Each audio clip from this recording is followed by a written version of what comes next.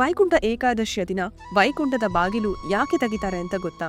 ಇದರ ಹಿಂದೆ ರಾಕ್ಷಸರ ಕತೆ ಇದೆ ಅಂದ್ರೆ ನಂಬ್ತೀರಾ? ಈ ಕತೆನ ಕೇಳಿ. ಬಹಳ ವರ್ಷಗಳ ಹಿಂದೆ ಮಧು ಮತ್ತು ಕೈಟಬ ಎಂಬ ಎರಡು ಶಕ್ತಿಶಾಲಿ ಅಸುರರು ಬ್ರಹ್ಮದೇವರಿಂದ ಪವಿತ್ರ ವೇದಗಳನ್ನು ಕದ್ದುಕೊಂಡರು. ವೇದಗಳು ಕಳೆದು ಹೋದಾಗ ದೇವಲೋಕದಲ್ಲಿ ಅಶಾಂತಿ ತುಂಬಿತ್ತು. ಬ್ರಹ್ಮದೇವರು ತಕ್ಷಣ ಶ್ರೀ ಮಹಾವಿಷ್ಣುವಿಗೆ ಶರಣಾದರು. ಅಷ್ಟರಲ್ಲಿ ಮಹಾವಿಷ್ಣು ಭಯಂಕರ ರೂಪದಲ್ಲಿ ಅವತರಿಸಿ ಮಧು ಮತ್ತು ಕೈಟಬರೊಂದಿಗೆ ಭಾರೀ ಯುದ್ಧವನ್ನು ನಡೆಸಿದರು. ಕೊನೆಗೆ ವಿಷ್ಣುವಿನ ಶಕ್ತಿಗೆ ಆ ಅಸುರರು ಸೋಲಬೇಕಾಯಿತು. ವೇದಗಳು ಮತ್ತೆ ಸುರಕ್ಷಿತವಾಗಿ ಬ್ರಹ್ಮದೇವರ ಕೈ ಸೇರಿತು. ಸೋತ ನಂತರ ಮಧು ಮತ್ತು ಕೈಟಬ ವಿಷ್ಣುವಿನ ಮುಂದೆ ತಲೆಬಾಗಿ ಹೇಳಿದರು, ಪ್ರಭು, ನಾವು ತಪ್ಪು ಮಾಡಿದ್ದೇವೆ.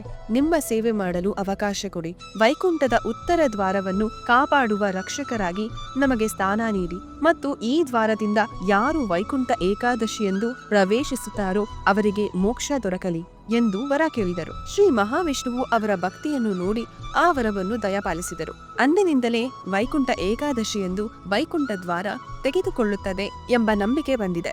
ಈ ಕತೆ ನಮಗೆ ಹೇಳೋದು ಒಂದೇ, ಪಾಪ ಮಾಡಿದವರಿಗೂ ನಿಜವಾದ ಪಶ್ಚಾತ್ತಾಪ ಮತ್ತು ಭಕ್ತಿ ಇದ್ದರೆ ಮೋಕ್ಷದ ದಾರಿ ತೆರೆದಿರುತ್ತದೆ. ವೈಕುಂಠ ಏಕಾದಶಿಯ ಮಹಿಮೆ ಇದು. ಜೈ ಶ್ರೀಮನ್ನಾರಾಯಣ.